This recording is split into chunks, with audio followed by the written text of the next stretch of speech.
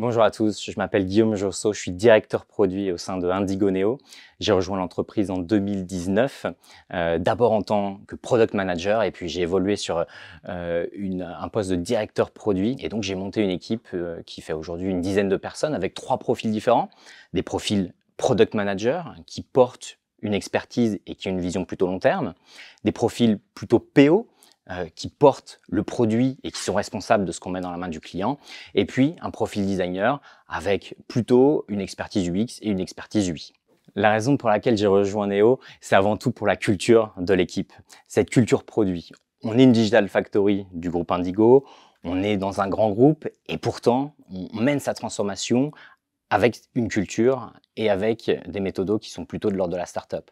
Et ça, c'est super important. Cette culture, justement, elle se fonde sur 2 éléments. La première, c'est qu'on est une équipe pluridisciplinaire et une équipe autonome. L'objectif, c'est ensemble, on met des buts et on atteint des objectifs. Et la deuxième, c'est qu'on ne se concentre pas sur ce qu'on délivre, mais plutôt sur les résultats de ce qu'on délivre.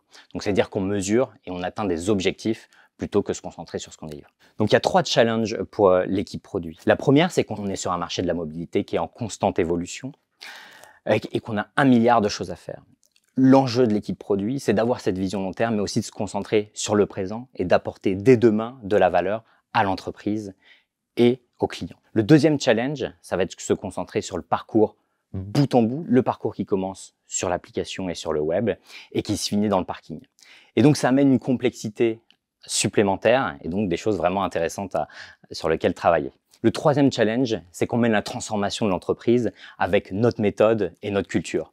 Et donc, on va travailler sur des problématiques qu'on va regarder dans sa globalité et non pas uniquement sur le problème. On résout le problème vraiment à la source. Donc, le POPM idéal chez Indigo Neo, c'est avant tout quelqu'un qui est T-shaped. Il a une culture business, il a une culture client, il a une culture tech extrêmement forte et tout ça enrobé avec de la data. Le deuxième élément extrêmement important, c'est qu'il doit bosser avec le reste de l'équipe, tech et design. Il doit former d'ailleurs un binôme extrêmement solide avec la tech pour pouvoir trouver des solutions ensemble. On ne demande pas à un PO de faire des user stories et d'organiser un backlog. C'est pas son rôle. Et le troisième élément, c'est qu'il ne doit pas se concentrer sur ce qu'on livre, mais plutôt sur les résultats de ce qu'on délivre.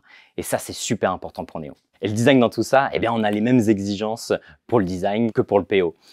Il a une culture T-shape, c'est-à-dire qu'il fait à la fois de l'UX Research, à la fois des maquettes UI, à la fois du design system. C'est un élément extrêmement important, il doit savoir faire tout ça. Et puis le deuxième élément super important, c'est qu'il doit travailler main dans la main avec la tech et avec les PO pour travailler par itération et se baser énormément sur la data pour améliorer les parcours et pour créer de nouveaux parcours.